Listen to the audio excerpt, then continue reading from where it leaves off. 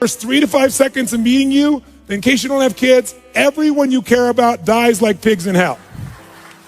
It's that important they like you. Let's see if you use your body differently. Ready? Go, go, go.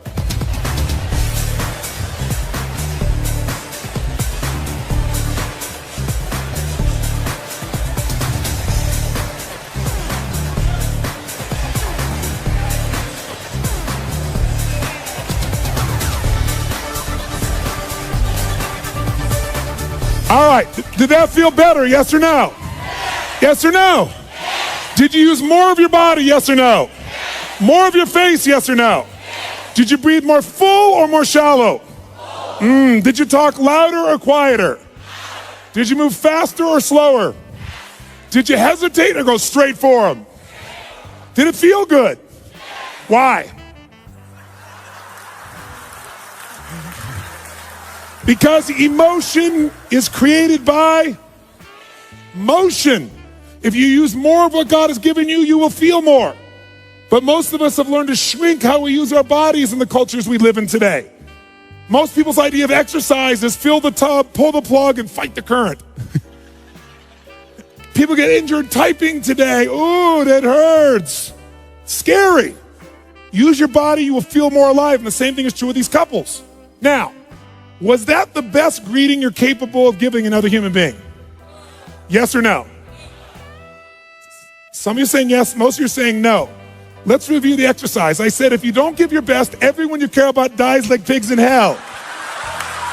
And you still didn't give your best? We need to talk. Listen, if you said no, I respect you because you were honest. Because whenever we say we've given our best, it's always a lie. Because whenever you get there, what do we always discover? There's another level. Every 4 years for centuries in the Olympics, what happens? People run faster, they jump higher, they lift more weight.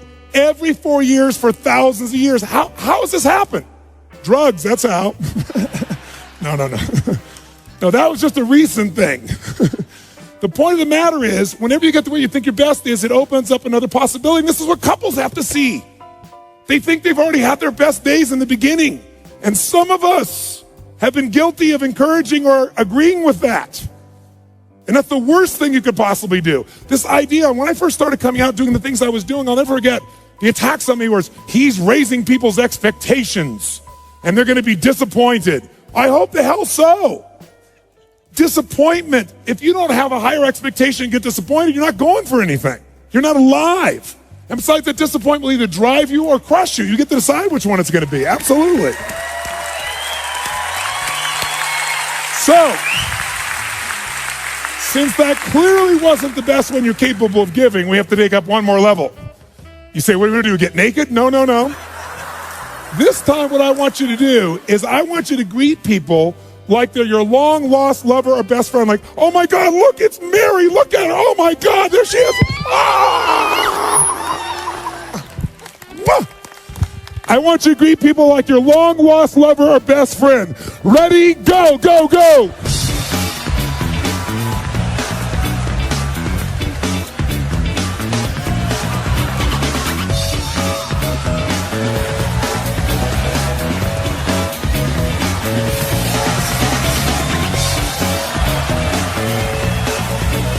Did that feel better, yes or no? Yes or no? Did you use more of your body or less of your body? More of the muscles in your face or less? Did you breathe more air in or were you more shallow? Yes. Did you talk faster or slower? Did you hesitate or go straight for them? Did you talk louder or quieter? Did you touch them? Oh yeah. Did it feel good? Why? Because I told you to. Very good, sir. Thank you very much. Because emotion is created by... That's right. Now, most people get in a relationship because they're after some emotion, not another job. True or false? And for most people, it becomes a job.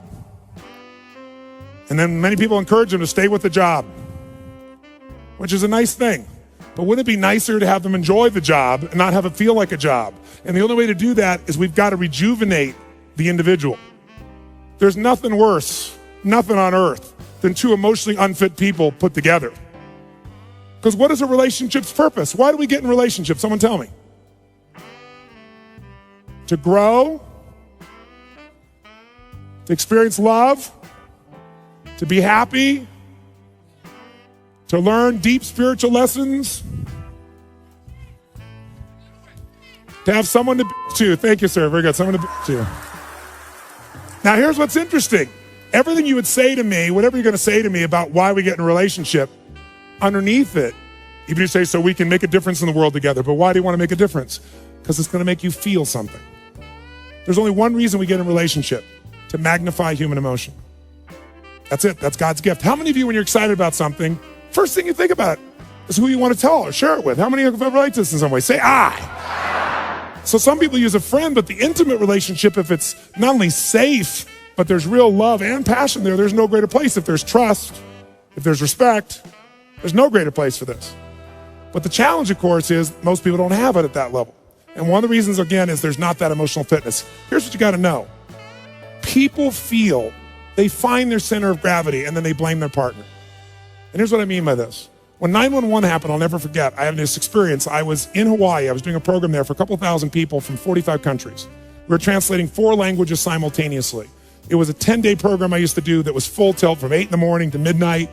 I mean, you had people from all over the world, real leaders. And I just said, living. When do people really begin to live? When they face death. If they face death and they look it in the eye and decide to live, they really start to live. And I said, what would your life be like if in the next 10 days you knew you couldn't get off this island and these are the last 10 days of your life? What would you do different? Who would you call? What would you say? What truth would you tell? What feelings would you share? And I went on to this for like 15 minutes. That night, 911 happened. At 3 o'clock in the morning, they called me to tell me the buildings had just dropped. And we had 200 people from New York there, because I have a lot of people in the financial district that are my clients. And there were at least 45 people we knew immediately that had lost their entire company, all their friends, family, their husbands, their wives, instantaneously. 3 o'clock in the morning, you go outside, and it was pandemonium, because you got people from all these cultures. Every religion was represented in the room. And so outside, there were people that were crying uncontrollably because they knew the end times were here. There were people out there that were fighting because some people were celebrating. I mean, it was brutal.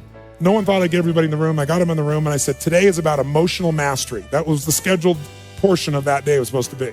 I said, and this is the real test. And so we brought people together, and I got people to express to me and tell each other, at the moment that 911 happened, what did they focus on? Because these are 3 decisions that shape your life. Number 1, what are you going to focus on? Right now while I'm talking, you're making a decision what to focus on. It's what shapes your life. It shapes every relationship. It shapes your entire destiny. Are you focused on what this is going to mean to your life? Are you focusing on who the hell is he to tell me that? Are you focusing on the smell of your neighbor after that jumping up and down? Whatever you focus on, you feel, don't you? Even if it's not true, you feel it. So focus is the first decision we make. Second decision is, what does this mean? Is this the end or the beginning? If you think it's the end in a relationship, you're going to behave very differently than if you think it's the beginning. Is God punishing me with this? Is God teasing me? Is God challenging me? Is this God's reward? One shift in meaning instantaneously changes your emotion, and your emotion is your life. And then the third decision we make every moment is, what are we going to do? Pull back, go forward, give up, sit down, stand up, make it happen. So I ask people, what'd you focus on? What did it mean? What'd you decide to do? And people stand to share this. And afterwards, one woman raised her hand, and she was from New York, and she said, last night after your talk, she said, my boyfriend had asked me to marry him. And I told him no, because my previous fiance had been murdered and killed, kidnapped and killed. And she said, I'm not over that. And he said, well, you go to that stupid seminar, then it's over between us. And she said, then fine, it's over. And she said, then when you said that first night, I got chills. So I called him last night at midnight to leave a message to tell him how much I love him, that I want to marry him. And she said, he called me back at 3 o'clock this morning. She said, but I didn't get the message, but I have it here. And he was at the top of the World Trade Centers where he worked. And she actually has a voice. She was on Larry King later on sharing this. And he plays this thing on and he says, honey, I can't tell you what it means to me to get your message and to know that you love me. You can't imagine how much I treasure it. And he said, unfortunately, I have bad news. He said, I don't know what's happened, but the whole building's on fire. And he said, I'm not going to get out. And he said, so I just want you to know, he said, that I love you so much and that you've touched my heart and my soul so much.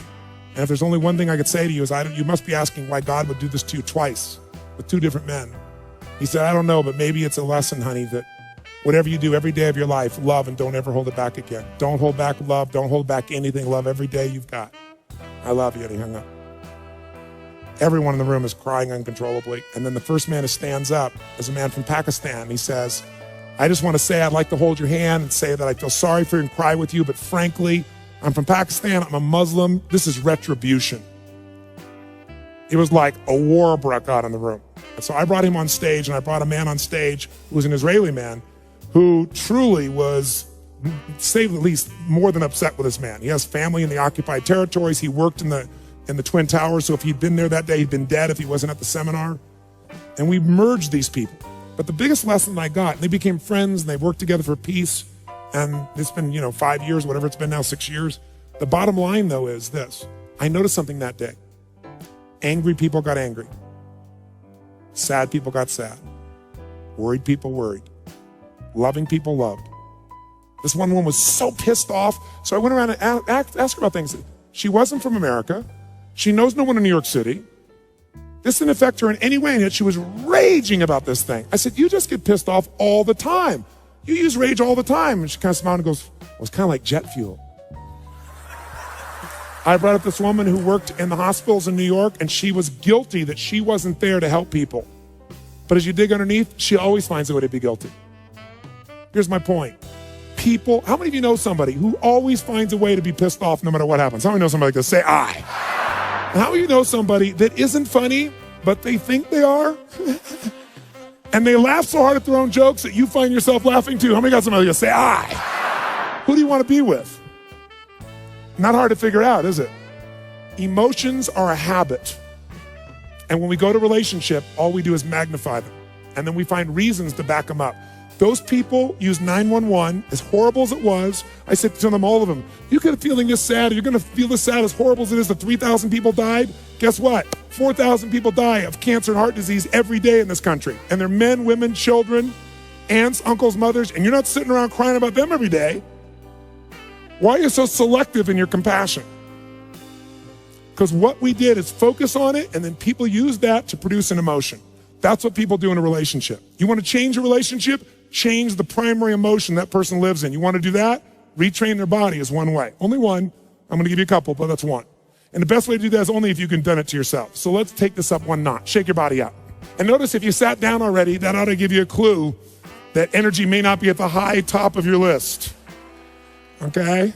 It's like, oh my God, let me sit down and get comfortable. I'm not being critical of you, but just notice if you went for the path of least resistance, that's not signing up real well for your ability to transfer that to somebody else. So, but it's a new muscle, so let's use it. Let's do this. How many of you'd like to have more joy, more excitement, more passion, more ecstasy in your life right now? Raise your hand, say I. And if you really want it, you got to do it. Because emotions don't just hit you, they are triggered, and you can trigger them through motion. So here's what we're going to do. Shake your body out. And in a second here, we are going to shake this building with our energy. What I mean by that is, we are going to celebrate for no good reason. And here's why I say that. You don't need a reason to feel good. Why do you have to justify feeling good? And if you think that's weird, think about this. Most people don't need a reason to feel bad. Isn't it true? I am feeling like crap. How come? Woke up. And people go, I understand. But if you say to somebody, how's it going? I feel so good. How come you feel good? I don't know. I just feel good. Take that guy to the funny farm. Isn't it sick that we live in a culture that if somebody's happy, we want to know why. But if they're sad, we understand. That's where it is. So we got to change that pattern. So here's what you're going to do. Most people in our culture never celebrate anymore. And a relationship without celebration is a dead relationship. It's dead. Celebration is a secret to joy. Joy in a relationship is the basis of anything. That's where love can grow. So one of the things we got to do is learn to celebrate. Now, when do people in our culture celebrate? Like go crazy like a little kid and it's socially acceptable. When? When you graduate from school. Yeah, I did it. I have to go to work. When else do people celebrate? Come on. They have their first child. It's a boy, it's a girl, and you hug strangers, and it's beautiful. Everybody accepts it. Any other time, you're weird. When else can you really cut loose and celebrate? You have your first orgasm. Good, sir. Very good. I did it. When else? That's right. Around the world, this is the weird thing about human beings, when a local sports team wins a national championship, show me. Come on, show me what people do. Come on. Yeah. We scream, yeah, we did it. What is this, we did it? You didn't do We did it. You watched. But I'm glad you finally make it okay to feel happy for a day. Isn't it a weird thing culturally that we're going to make our happiness tied to someone else's performance that we can't control just based on living in a city? But at least the city goes crazy for that one day. See, you don't need an excuse to feel good. How many got more than enough reasons to be happy and grateful for your life, for your health, for people you love? Say I. So all you got to do is retrain your body to celebrate instead of training yourself to fit in. How many of you have ever lowered your happiness or your joy or your energy because someone else wasn't feeling as good and you didn't want to offend them? And does it make them feel better? Your playing small does not make them big. All it does is lower the standard, and most of us have learned to do that. So if you're going to lead, you got to step out of it. So let's do this. We are going to celebrate just to get that energy in our body. On a scale from 0 to 10, where 0 is dead, 10 is unstoppable intensity, go to 20. Now to do that, in case you haven't celebrated in many years, I'll remind you. First key to celebration is your feet must come off the ground. None of this, eh.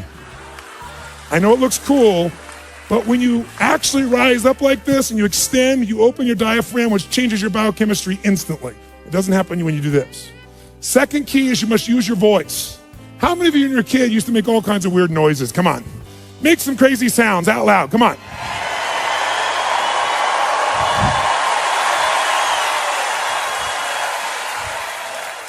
I got a question for you. How many of you in this room love to sing when no one's around? You're in your car, you're singing, you're rocking. You get to the stoplight, you're still singing, rocking. You look over, the person in the car next to you is staring at you like this. What do? You quickly pick up your cell phone, act like you've been talking to someone. Why do we sing even though we don't sound good? Why do we like it? That's right, because emotion is created by, and to sing, you have to move parts of your body you don't normally move. And if you don't use it, so we like it even though we don't sound good. So when you're celebrating, you're going to extend and you're going to make sound like crazy. How many want to go for it? Say I. Then your job is to outdo the old person next to you with your intensity. We're going to clap. We're going to clap till we get to 3, and then we'll do it. 1, 2, 3, go!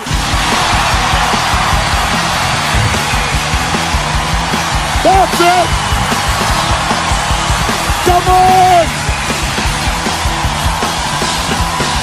Come on! Use your voice! Get a high five from the people around you. Grab a seat. If you feel better than before, make a fist and say yes.